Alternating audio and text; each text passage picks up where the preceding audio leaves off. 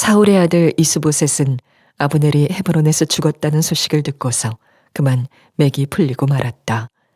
이스라엘 온 백성도 두려움에 사로잡혔다. 부에롯 사람 림몬의 두 아들 레갑과 바하나가 이스보셋이 있는 왕궁으로 갔다. 그들은 한창 더운 대낮에 그곳에 도착하였는데 때마침 이스보셋은 낮잠을 자고 있었다. 그들은 밀을 가지러 온 사람처럼 꾸미고 대궐 안으로 들어가서 그의 배를 찔러서 죽였다.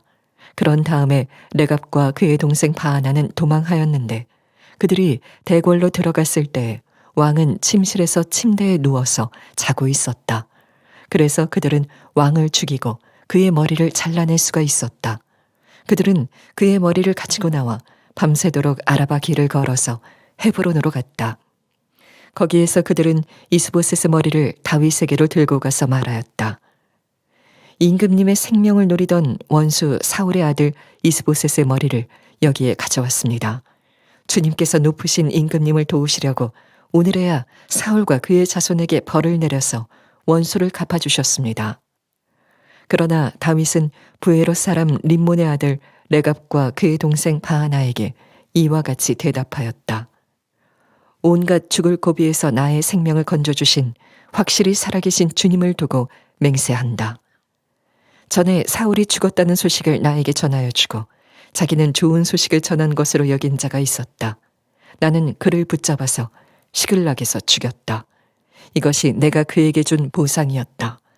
하물며 흉악한 자들이 자기 집 침상에서 잠자는 어진 사람을 죽였으니 내가 어찌 너희의 살인죄를 벌하지 않을 수가 있겠느냐. 그러므로 나는 이제 너희를 이 땅에서 없애버리겠다.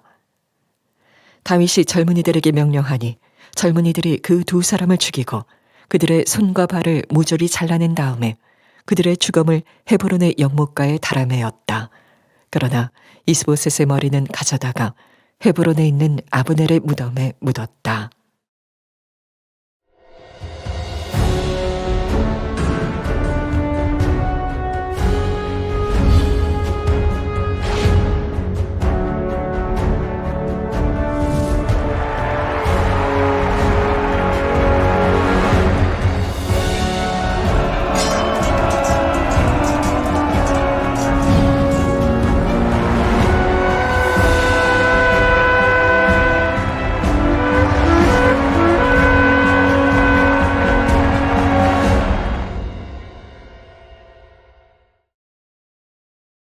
사무엘하 하나님 나라를 세우는 사람 네 번째입니다. 진짜 주님이 원수를 갚으신 걸까라는 제목의 말씀을 나누겠습니다. 지난 1월 중순쯤이었죠. 미국 캘리포니아주 LA 할리우드라고 하는 그 지역 근처에 여의도 면적의 한 25배 정도 되는 정말 넓은 지역이 화재가 나서 건물 한 1만 채 이상이 소실이 되었습니다. 인명피해도 있었고요. 캘리포니아 주에서 도무지 이 피해와 복구를 감당할 수가 없어서 주정부에 연방정부에 도움을 요청했을 정도입니다. 어떤 이들은 이럴 때마다 하나님께서 저 지역을 소돔과 고모라처럼 심판하시는 것이라고 해석하는 사람들이 있습니다. 물론 하나님께서 모든 자연과 역사를 주관하시는 것은 진리이죠. 하지만 그 모든 재앙과 불행 속에 그 피해자들을 위한 기도와 도움의 손길보다는 신학적인 언어로 그 재앙과 불행을 곧바로 하나님의 복수와 심판으로 여기고 정죄하는 것이 과연 옳은 행동일까? 라고 하는 점입니다. 만약 그렇다면 그곳에 있는 믿는 크리스천들은 피해를 전혀 받지 않고 안 믿는 사람들만 하나님이 그렇게 하셨겠죠. 여러분 그렇지 않습니다. 수많은 크리스천들도 고통을 당했습니다. 이렇게 하나님이 심판하셨다, 갚으셨다 라고 하는 이 말은 하나님의 이름을 사용하여 때때로 너무 성급하고 위험한 해석이 될 수도 있습니다. 오늘 본문 사무엘하 4장에서도 비슷한 논리가 등장합니다. 이스보셋을 섬기던 레갑과 바하나라고 하는 두 사람이 주님께서 다윗 왕의 원수를 갚아주셨다라고 하며 사람을 죽이고 그것을 하나님이 하신 일이라고 이렇게 포장을 합니다.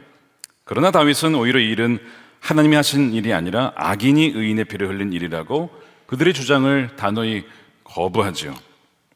오늘 이 사장을 통해서 진짜 주님이 원수를 갚으신 걸까를 분별하는 기준이 무엇인지, 더 나아가 하나님의 주권적인 통치와 인간의 책임이 이 어떻게 조화를 이루고 만나는지를 오늘 말씀을 통해 살펴보려고 합니다.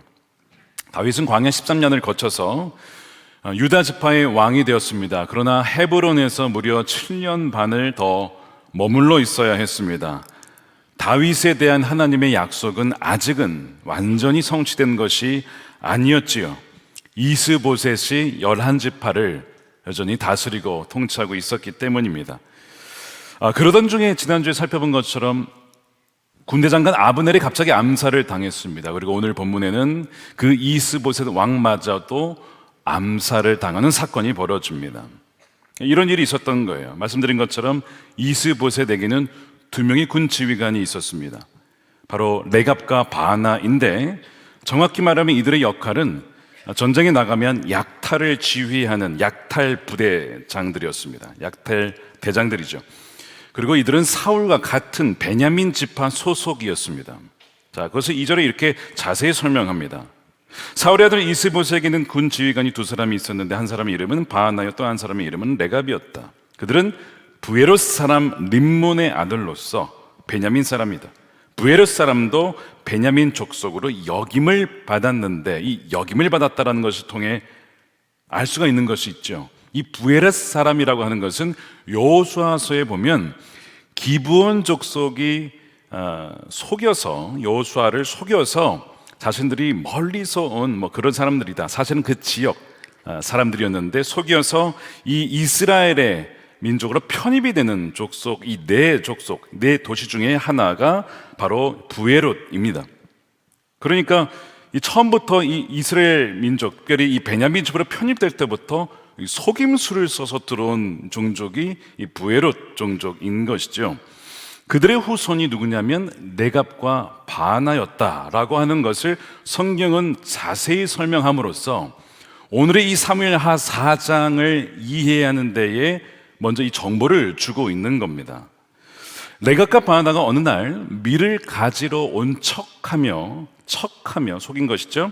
왕궁으로 들어가서 낮잠을 자고 있었던 이 이스보셋의 배를 찔러 그를 암살합니다. 왜 죽였을까요? 자, 이들은 약탈 대장들입니다. 그리고 타민족이었다가 편입된 민족이에요. 언제든지 권세와 권력 기울이는 그 방향과 시세를 민감하게 파악하는 사람들입니다. 아브넬이 죽었기 때문에 이 이스라엘의 이 나라는 이 다윗에게로 넘어가는구나, 바로 감지한 겁니다. 그래서 우리가 그렇게 어차피 망할 바에 이스보셋을 암살하여 머리를 다윗에게 바침으로써 보상을 받자, 우리의 위치를 보장받자, 이런 탐욕스러운 동기, 어떻게 보면 살고자 하는 인간의 본성인지도 모르죠. 그 동기 때문에 암살을 한 거예요. 그리고 이 이스보셋의 시신을 훼손하여 머리를 잘라 들고 그 길로 바로 헤브론 다윗을 찾아가서 그 머리를 보여주며 이렇게 얘기를 하는 거죠. 그것이 8절 전반부입니다.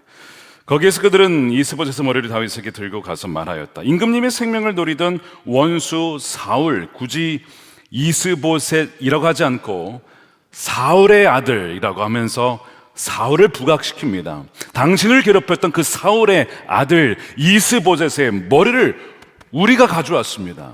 뭐 하자는 겁니까? 우리가 당신의 원수를 갚아 주었습니다. 우리가 이런 공로를 세워 주었습니다. 우리를 인정해 주셔야 합니다라고 주장하는 거예요. 더 주목해야 될 부분은 그 후반부입니다. 주님께서 당신의 원수를 갚아 주셨다라고 주장하고 있어요.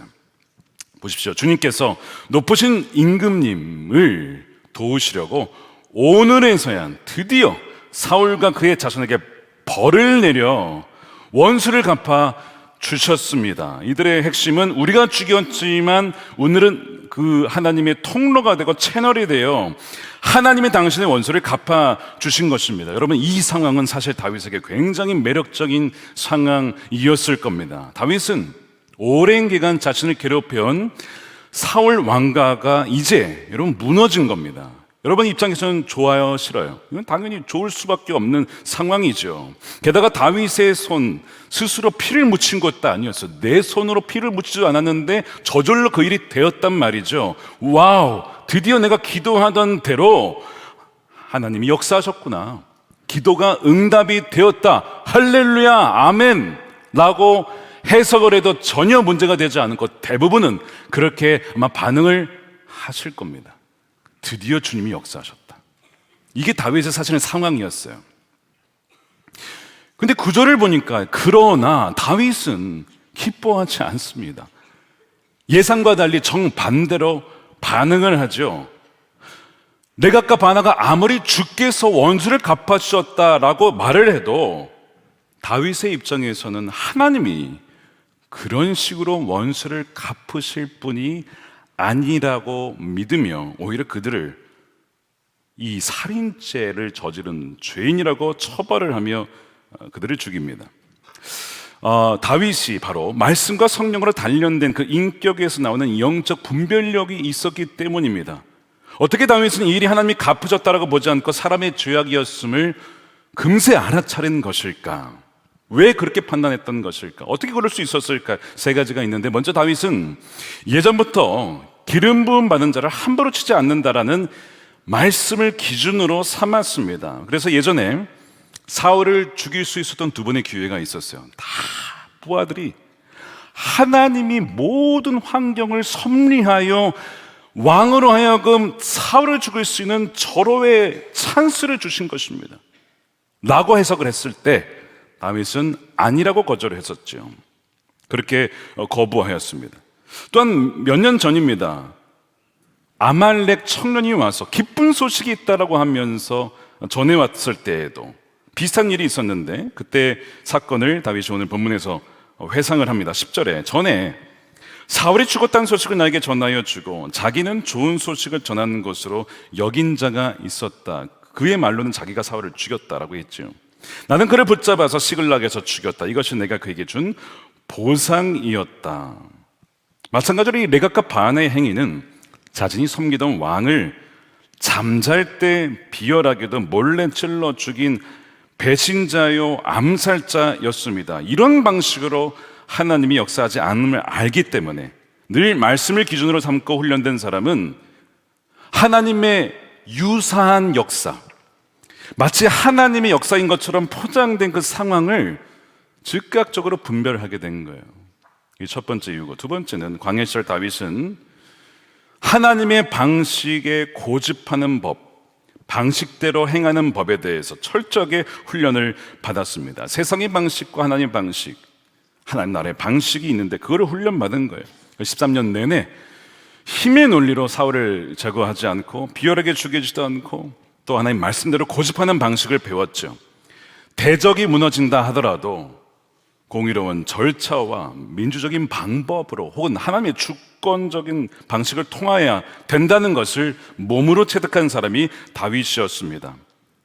사울을 죽이고 간단히 아주 빠르게 왕이 될 수 있었지만 하나님이 자신에게 왕이 될 것이라고 약속하셨으므로 하나님의 때를 하나님의 방법으로 이루실 것을 믿고 기다렸던 사람이 바로 다윗입니다. 그런데 이 레갑과 바나는 지난주에 살펴보았던 요압과 매우 닮아 있죠. 그래서 결과만 좋다면 수단이 어떻든 상관이 없고 개인의 유익을 위해서라면 무엇이든지 할 수 있었던 또 다른 요압이 바로 이 레갑과 바나였던 거예요. 다윗은 이것이 하나님과 그분의 나라의 방식이 아니라는 것을 알았던 것입니다. 세 번째, 다윗은 열매를 보며 분별을 했습니다. 하나님은 무고한 자의 피를 흘리시는 분이 아닌 것을 다윗은 알고 있었어요. 근데 마찬가지로 이 레갑과 바나는 비열하게 잠자던 왕을 찔러 죽이고 목을 베은 암살자들이었습니다. 그러면서 주님께서 갚아주셨다, 원수를 갚아주셨다라고 하는 신앙적 종교적 언어를 사용하고 있습니다. 언어는 신앙적이고 종교적인데 그들의 방식은 너무나 세상적인 거죠. 자, 이 둘이 다를 때에 아무리 신앙적인 용어를 사용한다 할지라도 신앙적인 삶에 그리스도의 향기가 보이지 않는다면, 드러나지 않는다면, 맡아주지 않는다면, 풍기지 않는다면 여러분 그것은 모순이고 여러분 어쩌면 가짜일 수도 있다는 것을 알아야 된다는 거예요. 두려운 것은 이것이 우리의 모습일 수도 있고 어쩌면 이것이 지금 한국교회의 모습인지도 모릅니다. 예수님께서 거짓 예언자들에 대해 경고하신 적이 있죠. 어떻게 분별해야 되느냐? 마태복음 7장에 이렇게 말씀하셨어요. 거짓 예언자들을 살펴라. 그들은 양의 탈을 쓰고 너희에게 오는데 속은 굶주린 이리들이다. 너희는 그 열매를 보고 그들을 알아야 된다. 가시나무에서 어떻게 포도를 따며 엉겅퀴에서 어떻게 무화과를 딸 수 있냐? 이와 같이 좋은 나무는 좋은 열매를 맺고 나쁜 나무는 나쁜 열매를 맺는다. 즉 종교적인 말, 신앙적인 말, 예언적인 말을 심지어 할지라도 그것에 속지 말라. 결국 그들이 맺는 삶, 그들의 선택, 그들의 결정, 그들의 행동, 그들의 태도, 이 모든 열매를 점검해야 된다. 그게 진짜다 라고 말씀하시는 거예요. 자, 몇 가지 질문을 통해 우리는 우리 자신과 거짓 예언자들을 분별할 수가 있어요. 이런 겁니다.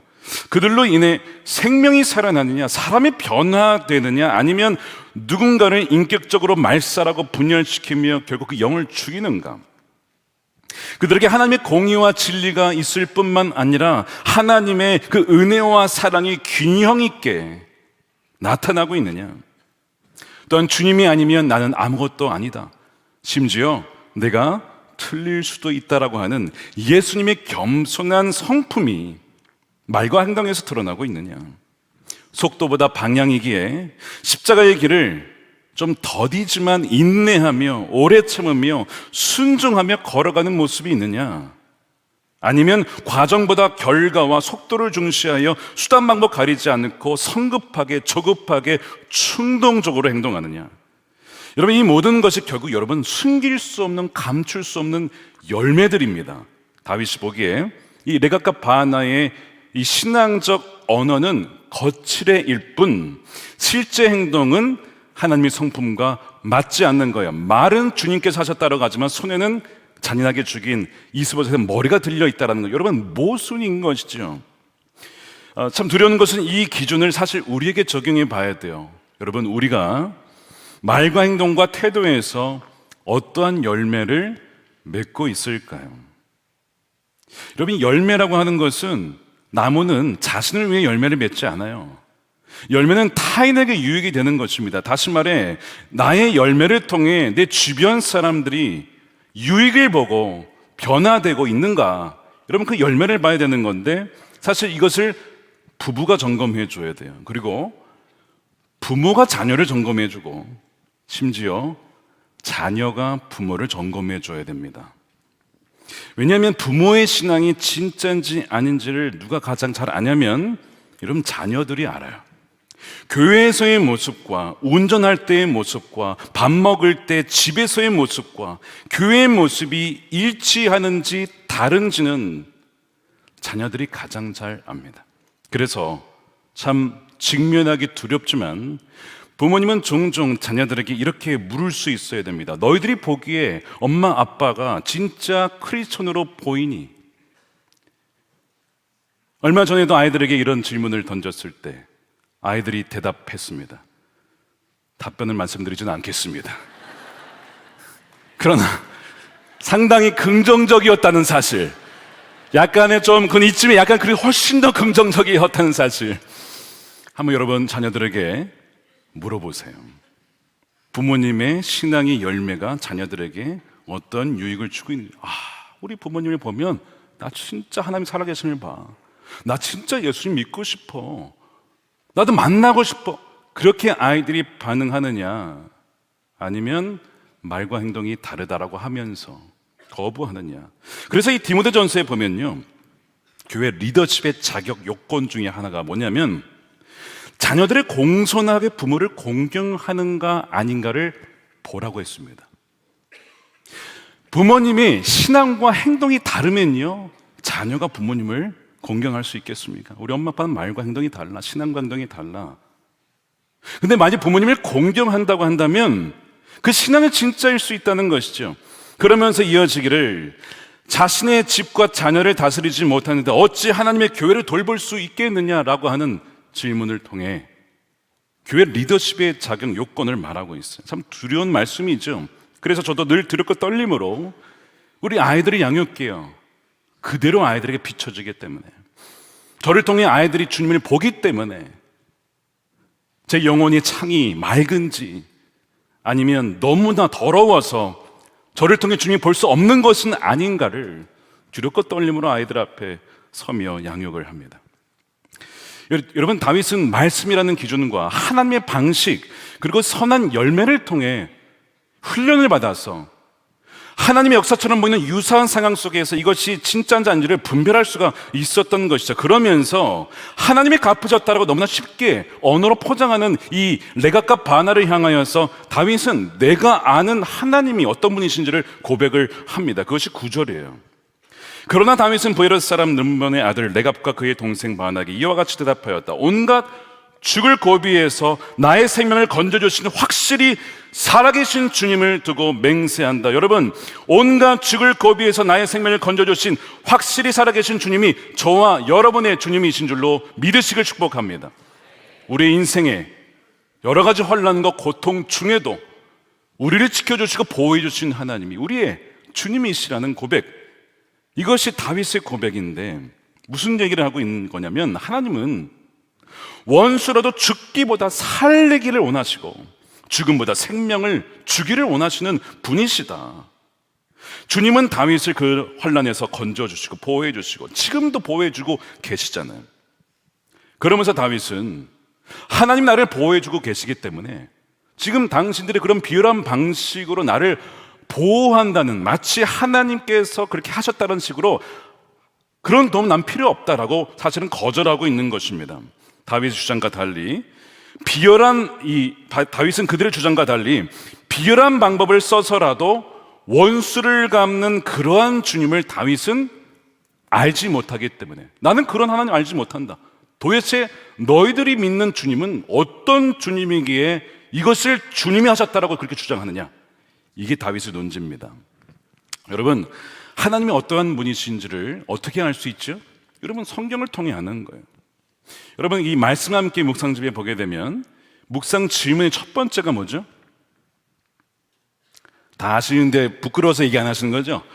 삼위일체 하나님은 어떤 분이십니까? 라는 질문이 있어요. 삼위일체, 성부, 성자, 성령 하나님은 이 본문에서 어떠한 하나님이십니까? 여러분, 이 질문이 왜 있는지 아십니까? 내가 생각하고 내가 희망하는 하나님을 믿으시면 안 되기 때문에 그래요. 성경이 말하고 있는, 계시하고 있는 하나님을 믿어야지, 내가 바라고 원하는 하나님을 믿는 순간 그 하나님은 리처드 도킨스라고 하는 불신론자의 표현에 의하면 만들어진 신이 되는 겁니다. 여러분, 그것이 우상이에요. 하나님은 이런 분이야, 하나님은 이렇게 하시는 분이야 라고 하는 것이 과연 성경에서 말하는 것이냐, 아니면 내가 바라는 하나님의 모습이냐, 여러분 그걸 봐야 된다는 거죠. 다윗은 뭐라고 하는 거냐면, 너희들이 지금 레갑과 바나가 자신들의 탐욕대로 지금 하나님을 조작해 만들어내고 있는데 그것이 주님 하셨다라고 하는데 나는 그런 하나님 알지 못한다. 너희는 지금 만들어진 신을 지금 섬기고 있는 거야. 그 우상을 거부하고 있는 거죠. 그러니까 여러분, 말씀을 통해서 계속해서 그분이 어떤 분이신지를 경험해야 되고 알아야 되고 잘못 알고 있었던 부분들을 바꿔 나가야 돼요. 성령께서 그 일을 행하시거든요. 그러니까 우리가 매일 아침마다 말씀을 묵상하는 것이 얼마나 중요한지. 말씀 함께 2호로가 출간이 되었습니다. 여러분, 아직 구독 안 하신 분들은 오늘 또 가셔서 서점에서 구매하시면 좋겠습니다. 여러분, 9절에서 이 온갖 환난에서 자신을 건져주신 주님이라고 고백하면 다윗은 사실 그 하나님께 감사하고 있는 거예요. 사실 다윗이 자신도 묻지 않고 마음대로 행했던 때도 있었고, 화가 나서, 왜? 나발의 자신을 모욕했다 이거예요. 막 뚜껑이 열려가지고 부하들한테 칼차라고 해서 다 죽여버리겠다고 그렇게 했던 때도 있었어요. 그런데 그런 나를 멸망시키지 않고 참아주시고 기다려주시고 인내해주신 그 환난에서 죽도록 버리지 않고 건져주신 그 하나님께 지금 다윗은 뭐하고 있는 겁니까? 여러분, 감사하고 있는 거예요. 그래서 다윗은 하나님께 감사함으로써 지금 이 레갑과 바나의 쉽고 빠른 길을 지금 거절하고 있는 것이죠. 여러분, 그건 우상 숭배거든요. 다윗은 감사함으로써 레갑과 바나의 겉모습에 속지 않고 그들의 겉모습이 아니라 중심을 깨트려보고 하나님의 뜻을 분별하고 있는 것입니다. 다윗이 만일 감사하지 않고 불평했더라면 아마 이들의 주장에 넘어갔을 거예요. 하나님, 왜 아직도 제가 뭘 잘못했길래 하나님의 약속이 이렇게 더딘 것입니까? 이렇게 악인은 흥왕하는데 저는 왜 이 헤브론 산골짜기에 계속 머물러 있어야 합니까? 그러다가 이 소식이 들렸으면 어떨 뻔했어요? 야, 하나님이 일하셨다. 이들의 악행에 동조할 뻔했죠. 근데 감사했기 때문에, 감사함으로 이 악행에 동조하지 않으며 하나님의 방식을 지켜나갈 수 있었던 것입니다. 그럼으로써 다윗은 악인이라도 죽기를 기뻐하지 않으시는 하나님의 성품을 점점 닮아갑니다. 자신 그 아버지의 유산을 탕진한 아들이라 할지라도 죽지 않고 돌아오기를 기다리시는 그 아버지 하나님처럼 그 마음을 품고 다윗도 누구를 기다리는 겁니까? 그 이스라엘 11지파가 돌아오기를 1년, 2년, 3년, 4년, 5년 어떻게 보면 미련하죠. 최정예 부대 만들어서 싹 쓸어버리면 되는, 지휘관만 딱 쳐도 다 쓸어버릴 수 있는데 왜 미련하게 이렇게 기다리냐라고 하는 이야기들이 있었을 거예요. 그러나 다윗은 아버지의 마음으로 이스라엘 백성들이 자신에게로 오기로, 당신이 기름 부음 받은 왕이십니다, 당신이 하나님이 쓴 왕이십니다 라고 자발적으로 나오기를 7년 반을 기다렸던 거예요. 누구를 닮은 거예요? 하나님의 모습을 닮은 것이죠. 몇 주 전에 2부 예배 세례를 받으신 한 성도님의 간증이 마음에 남아요. 그가 이렇게 고백을 하며 시작하셨습니다. 아주 먼 길을 돌고 돌아 주님 곁에 왔습니다. 결국 주님에게로 올 것을 왜 그토록 회피하고 외면했는지 지금 돌이켜보면 참 많은 아쉬움과 후회가 남습니다 라고 하면서 간증을 시작하셨어요. 이분이 10살 때 자기 집 옆이 교회였대요. 여러분, 집 옆이 교회이신 분이 얼마나 되겠냐고. 하나님이 얼마나 사랑하시면 집 옆에 교회야. 여러분, 집 옆에가 교회신 분, 저도 집 옆에가 교회인데 별로 없잖아요. 여러분 그런 은혜가 어딨냐고. 10살 때. 그래서 친구 어머니가 이분을 전도하려고 주일날 집에 오는 거예요. 교회 가자고. 그러면 그걸 알고, 그 시간대를 알고 그때만 집에 딱 나가 있어. 없는 척 하는 거야. 애가 없네 하고 그냥 다시 교회로 가시면 다시 집으로 가서 이렇게 피해 다니다가 그 첫 번째 하나님의 초청을 거부한 겁니다. 두 번째 초청이 있었어요. 두 번째 기회는 군복무를 마치고 같은 과의 친구와 자취 생활을 한 방에서 같이 하게 된 겁니다. 근데 그 친구가 대학 선교단체 CCC 아주 신실한 친구였어요. 그 친구를 하나님 또 붙여주신 거야. 그러니까 그 친구를 통해서 복음의 이야기, 성경의 이야기, 하나님의 이야기 계속 들었을 거 아니에요. 그런데도 그 기간에 주님께 나오지 않았답니다. 이렇게 두 번째 주님의 초청을 거절해요. 자, 이 정도면 하나님 참 지독하다. 집 옆에 교회고 그 친구 붙여줬는데도 거절하니 너는 안 되겠다 싶을 만도 한데 하나님이 포기하지 않는 겁니다. 기다려주시는 거예요. 세 번째 기회가 있었어요. 나이가 들어서 30 후반에 늦은 결혼을 했습니다. 교회와는 상관없는 삶을 살아가다가 아내가 먼저 교회를 나가게 되었고 선한 목적 교회까지 나중에 오게 되었습니다. 아내가 마음의 평안과 은혜를 받게 되자 남편에게 여보 교회 가자. 남편이 싫은 거야. 귀찮은 거야. 근데 아내가 자꾸 말하면 뭐 같이 살려면 어떻게 하겠습니까? 하여튼 잘 그 타입을 봐야 되지 않겠습니까? 그래서 주일 예배에 나온 거죠. 그렇게 말씀을 듣다 보면 여러분 믿음은 뭐에서 나온다고요? 들음에서 난다고. 자꾸 듣다 보니 주중에도 말씀이 자꾸 생각이 나고 궁금해지고 이게 무슨 말이었지? 궁금해지네. 그 다음 이야기가 그러다가 금요 성전 집회까지 따라 나왔다가 은혜 찬양을 부르다가 눈물이 그렇게 나더래요. 은혜 찬양을 당연한 것이 하나도 없다라고 하는 그 고백이 어찌나 눈물이 나는지 그렇게 1년, 2년, 3년 지내다가 내가 이렇게 그냥 예배만 드릴 것이 아니라 참 죄송한 마음이 주님께 들더래요. 등록을 해야겠다. 그래서 1:1 양육, 바나바를 통해서 복음을 들은 거예요. 십자가에서 나의 모든 죄를 사해 주신 주님이시구나. 그래서 등록을 하고 이제 세례를 받게 됐는데 친구가 야, 너가 태어나서 한 일 중에 교회 간 게 제일 잘한 일이야. 그렇게 하더래요, 친구가. 그래서 맞아, 나도 그렇게 생각해 라고 인정하면서 이렇게 고백하시며 마무리를 하셨어요. 지금까지 제 삶에 제가 그렇게 도망다니고 회피하던 저의 과거에도 저를 인도하여 주신 에베네셀 하나님, 지금도 함께 하시는 임마누엘의 하나님, 제 남은 삶에서도 몇 걸음 앞서 예비하고 준비해 주실 여호와 일의 하나님, 참 감사와 찬양을 주님께 올려드립니다. 이렇게 간증을 하셨어요. 여러분, 이 성도님이 돌아오기를 기다리는 그 마음이 아버지의 마음이고 이것이 다윗의 마음이었던 거예요. 무력으로 통일하지 않고 이스라엘 백성들이 돌아오기를 7년 반을 기다린 겁니다. 다윗은 조급해하지 않고 헤브론에서, 헤브론이 무슨 의미라고요? 교제와 연합이라고 했죠. 하나님과 교제하며 그 앞에 잠잠히 기다린 것이죠. 여러분, 하나님의 약속이 지체된 것 같습니까? 하나님의 일하시지 않는 것 같으십니까? 여러분, 그렇지 않습니다. 그 기간에 우리가 해야 될 일은 악한 일에는 미련하고 악을 멀리하며 죄를 멀리하며 동시에 잠잠히 기다리며 주님을 의지하며 바라보는 것입니다. 악은 때가 되면 반드시 그분이 심판하시기 때문에 시편 37편 보시기 바랍니다. 다윗의 시편인데 잠잠히 주님을 바라고 주님만을 애타게 찾아라. 이 심령이 가난한 자의 모습이죠. 노여움 버려라. 격분 가라앉혀라. 불평하지 말아라. 불평하지 마. 이런 것들은 오히려 악으로 기울어질 뿐이다. 진실로 악한 자들은 뿌리째 뽑히고 말 거야. 그러나 주님을 기다리는 사람들은 반드시 땅을 물려받을 것이다. 조금만 더 참아라. 인내해라. 악인은 멸망하고야 만다. 겸손한 사람들이 오히려 땅을 차지할 것이며 그들이 크게 기뻐하면서 평화를 누릴 것이다. 아멘이죠. 어두움은 물러가고 기쁨의 아침이 찾아올 것이다. 오늘 그 찬양의 고백 이거 아닙니까? 다윗이 그렇게 겸손히 주님을 바라고 애타게 찾았어요. 정말 그날이 왔어요. 이제 모든 장애물이 그냥 다 사라진 겁니다. 놀란 하나님의 섭리죠.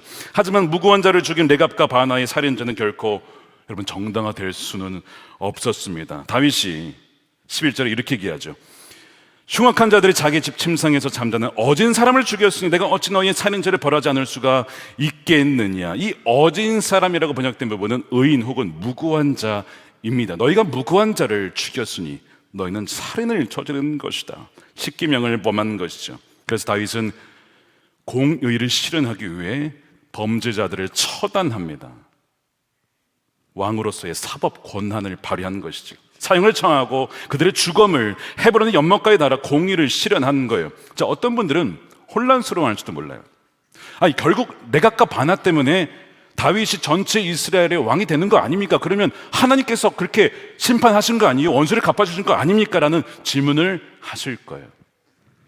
여러분, 바로 이 부분이 하나님의 주권과 인간의 자유의지가 만나는 부분입니다. 이 사무엘하 4장을 풀 수 있는 키는 어디 있냐? 성경 안에 있어요. 두 가지가 있는데 하나는 요셉의 이야기입니다. 창세기 요셉의 형들이 요셉을 시기하여 그를 죽이려고 했을 때 죽이지 않고 그냥 노예로 팔아 넘기죠. 성경은 그 형들의 그 모습을, 그 행위를 죄라고, 악이라고 분명히 규정하고 있습니다. 창세기 50장 20절에 형님들은 저를 해치려고 악을 꾀했습니다. You meant evil against me. 하나님은 지금 보시는 것처럼 그러나 그것을 선하게 바꾸셔서 오늘날 많은 사람들의 생명을 구하셨습니다. 요셉의 형들의 행위는 분명히 악이었어요. 죄였습니다. 하나님이 그걸 조장한 게 아니라 허용하셨을 뿐이에요. 그런데 그 악을 바꾸셔서 선으로, 그리하여 많은 사람들의 생명을 구하도록 바꾸신 것이라는 거죠. 마찬가지로 이 레갑과 바나의 무고한 자에 대해 암살은 그 자체로 악이라는 거예요. 이거는 용납될 수 없는 거예요. 그런데 하나님은 그 악을 바꾸셔서 결국에는 약속대로 다윗이 이스라엘의 전체 통일 이스라엘 왕이 될 수 있도록 만드신 것이지요. 요셉의 형들과 이 레갑과 바나의 차이가 있다면 요셉의 형들은 결국 회개하여 돌이켰다는 것이고 이 레갑과 바나는 끝까지 핑계를 하며 자신들의 죄를 인식하지 않은 채 멸망당했다는 것입니다. 여러분, 하나님은 악을 선으로 바꾸실 수 있는 분이시죠. 그 악행 행한 자들이 그러나 그 책임까지 면제되는 것은 아니라는 사실이며, 또 다른 해석의 키는 가룟 유다입니다. 가룟 유다는 예수님을 팔아넘기는 인류 최악의 악을 범하였죠. 그런데 그 가룟 유다가 예수님을 팔아넘김으로써 오히려 예수님은 십자가에 달려 죽으심으로써 우리의 죄를 사하시고 부활하심으로 인류를 위한 구원의 길이 열린 거예요. 하나님은 가룟 유다의 악을, 그건 분명히 그는 악이었습니다. 근데 그 악을 하나님의 구원을 이루신 선으로 바꾸셨다는 것이죠. 놀라운 하나님의 섭리입니다. 그렇다고 해서 유다가 예수님을 배신한 죄가 하나님께 쓰인 것이니 용납될 것이냐? 여러분, 그렇지 않다는 거예요. 마태복음 26장에 예수님께서 분명히 인자를 파는 자에게는 화가 있으리라. 여러분, 죄는 죄인 것입니다. 그런데 하나님은 그 죄악마저도 사용하셔서 당신의 선을, 계획을 이루신 것입니다. 그러니까 우리가 이 요셉과 가룟 유다의 케이스를 통해 레갑과 바하나의 사건을 이렇게 정리할 수가 있습니다. 하나님은 어떤 악이라도 선으로 바꾸실 수 있지만 그 악을 행한 자가 하나님이 하셨다며 책임을 회피할 수 없으며 죄인은 그 죄값을 치러야만 한다는 것입니다. 여러분, 이 사무엘하 4장이 우리에게 주는 메시지를 어떻게 적용할 수 있을까요? 세 가지로 정리해서 적용할 수 있습니다. 첫 번째, 함부로 하나님의 이름으로 심판을 말해서는 안 됩니다. 자연재해나 뜻밖의 불행을 두고 누군가가 사고를 당하거나 망하거나 질병에 걸린 것을 두고 하나님이 심판하셨다거나 하나님이 원수를 갚으셨다라고 말해서는 안 된다는 거죠. 다윗처럼 말씀의 기준으로, 하나님의 방식으로 서는 열매를 통해 분별해야 되고, 오히려 그런 불행한 사건을 보았을 때, 우리 아까 LA 사건을 얘기했지만 우리 자신을 돌아봐야 됩니다. 회개해야 됩니다. 내 안에 죄악이 있지는 않은지를 돌아봐야 된다는 거예요. 이 레갑과 바하나는 하나님의 복수와 심판이라는 종교적 언어를 사용했지만 정작 비열하게 암살한 자신의 죄, 탐욕스러운 죄는 보지 못했기 때문에 그래요. 두 번째 적용은 기다림과 감사를 선택하십시오. 다윗은 광야에 13년, 헤브론에서 7년 반, 거의 20년 넘게 기다려왔습니다. 그는 조급함을 내려놓고 자기가 직접 사울의 가문을 깨끗이 쓸어버릴 수도 있었지만 그런 폭력적인 방식으로 왕위를 얻으려 하지 않았어요. 시편 37편 말씀대로 잠잠히 기다리며 하나님을 신뢰하며 바라보았습니다. 불평하지 않고 원망하지 않고 그 시간을 감사와 찬양으로 주님께 나아갔습니다. 하나님, 지난 수년 동안 나를 온갖 환난과 죽을 고비에서 건져주신 하나님께 감사를 드립니다. 감사드립니다. 제가 원망할 게 뭐가 있습니까? 불편할 게 뭐가 있습니까? 오직 감사뿐입니다. 그렇게 감사하며 인내하며 기다림으로 하나님의 성품으로 그렇게 빚어갈 때에 하나님의 약속도 이루어지게 되는 것이죠. 세 번째 적용입니다. 악을 선으로 바꾸시는 하나님을 신뢰하십시오. 우리가 사는 세상 여전히 악이 횡행하고 참 억울한 일도 많습니다. 불의한 일이 많지요. 왜 하나님이 불의를 그냥 방치하시나? 여러분, 의문이 들기도 합니다. 그러나 다윗의 삶과 요셉의 삶을 보십시오. 가룟 유다의 배신조차도 하나님의 그 십자가의 구원을 이룬 통로가 되었잖아요. 여러분, 하나님은 어떤 악이라도 선언을 바꿔내시는 주권자 하나님을 믿으시길 축복합니다. 사랑하는 여러분, 오늘 제목, 진짜 주님이 원수를 갚으신 걸까? 이 질문을 우리 사주 한번 던져봐야 돼요. 다윗처럼 말씀의 기준으로 하나님의 방식과 열매를 통해 분별력을 가질 때 저와 여러분을 통해서 하나님께서는 하나님의 때와 하나님의 방식으로 하나님의 선하신 나라를 이 땅 가운데 이루어 가실 줄 믿습니다. 자신이 선이라고 서로 외치며 주께서 악을 갚아주다라고 외치는 시대에 살고 있습니다.